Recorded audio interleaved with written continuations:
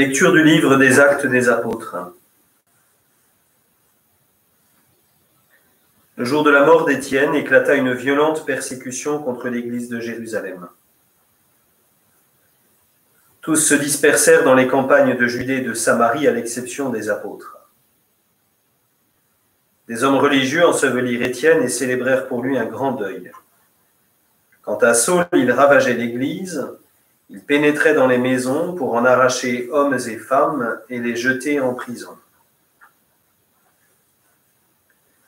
Ceux qui s'étaient dispersés annonçaient la bonne nouvelle de la parole, là où ils passaient. C'est ainsi que Philippe, l'un des 7, arriva dans une ville de Samarie, et là il proclamait le Christ. Les foules d'un même cœur s'attachaient à ce que disait Philippe, car elles entendaient parler des signes qu'il accomplissait ou même les voyaient. Beaucoup de possédés étaient délivrés des esprits impurs, qui sortaient en poussant de grands cris. Beaucoup de paralysés et de boiteux furent guéris, et il y eut dans cette ville une grande joie. Parole du Seigneur.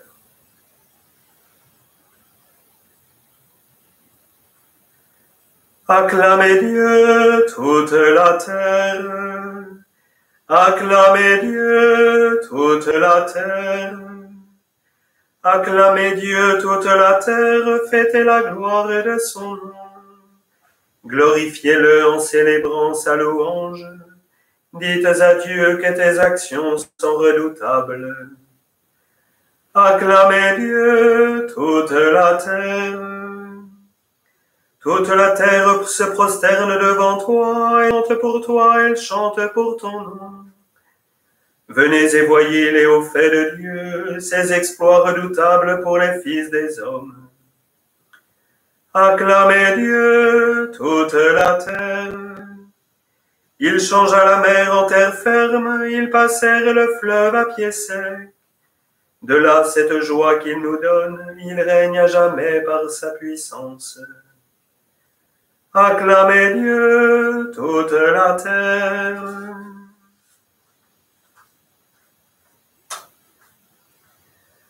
Alléluia, Alléluia, Alléluia, Alléluia, Alléluia.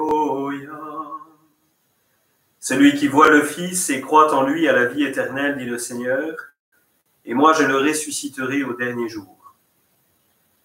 Alléluia, Alléluia, Alléluia, Alléluia, Alléluia. Le Seigneur soit avec vous. Évangile de Jésus-Christ selon saint Jean.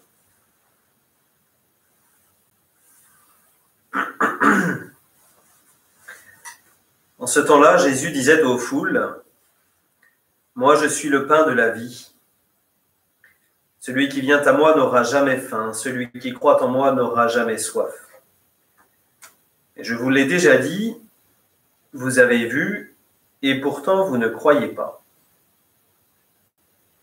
Tous ceux que me donne le Père viendront jusqu'à moi.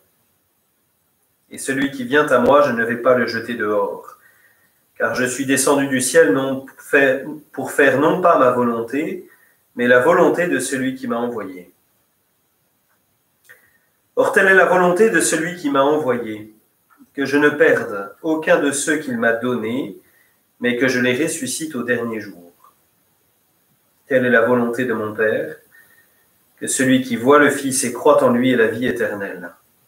Et moi, je le ressusciterai au dernier jour. Acclamons la parole de Dieu. Louange à toi, Seigneur Jésus.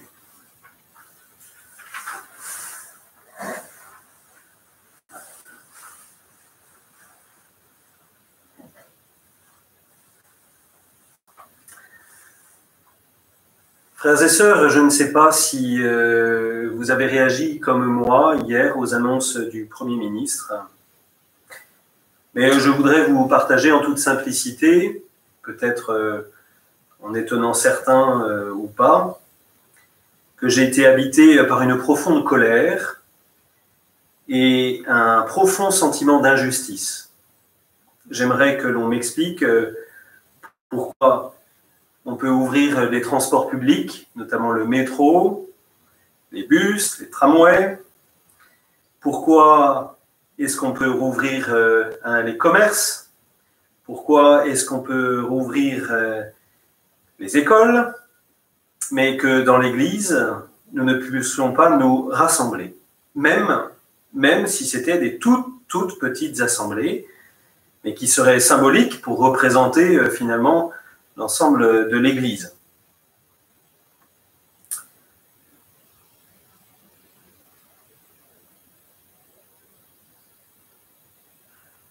Cette décision est un événement vécu sur la paroisse d'une ville, ayant exposé le jour de Pâques un message partageant la joie de Pâques, la joie de la résurrection du Christ, et qui a eu la surprise d'une visite de la gendarmerie qui avait été prévenue par des voisins pour atteinte à je ne sais quoi, et que la gendarmerie a demandé à cette famille d'enlever cette affiche.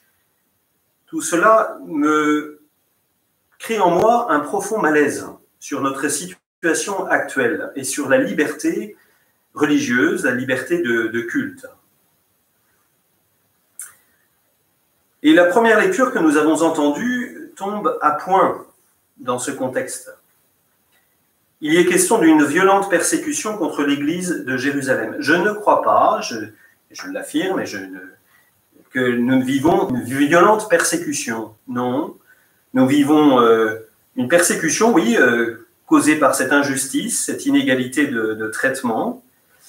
Elle n'est pas violente, en tout cas physiquement.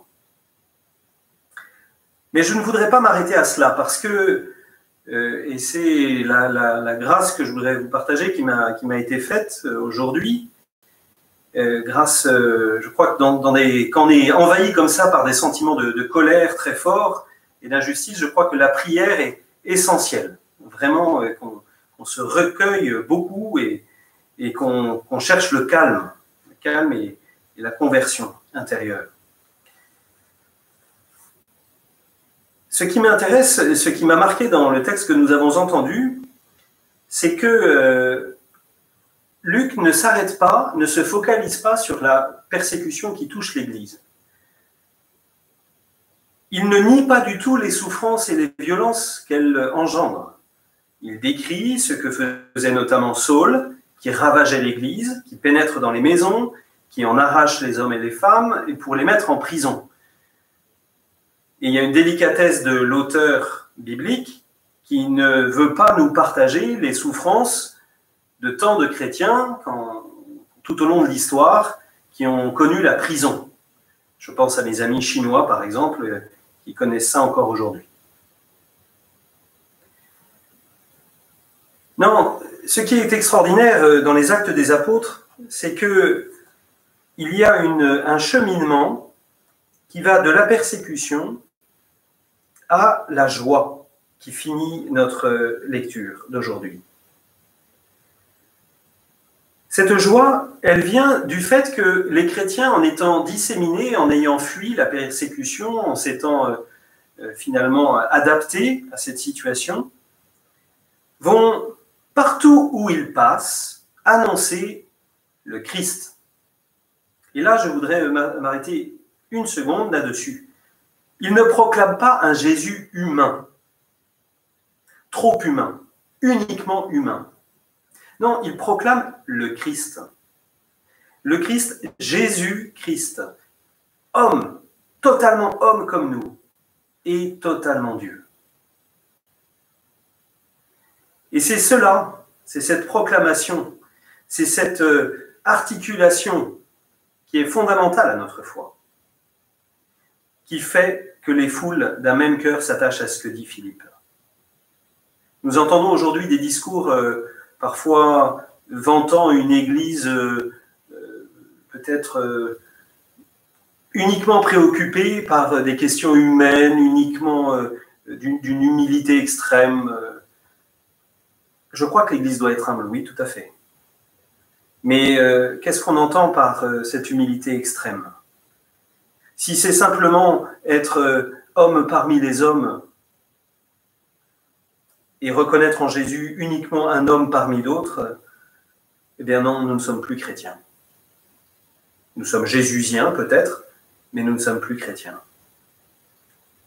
Or, ce qui peut faire passer de la persécution et des épreuves que ça représente à la joie, c'est uniquement une force divine qui habite le Christ, visitant notre humanité, habitant notre humanité. Bien, si nous voulons vivre ce passage, demandons au Seigneur d'être de plus en plus attachés à lui, de le voir, de croire en lui, en sa parole. Amen.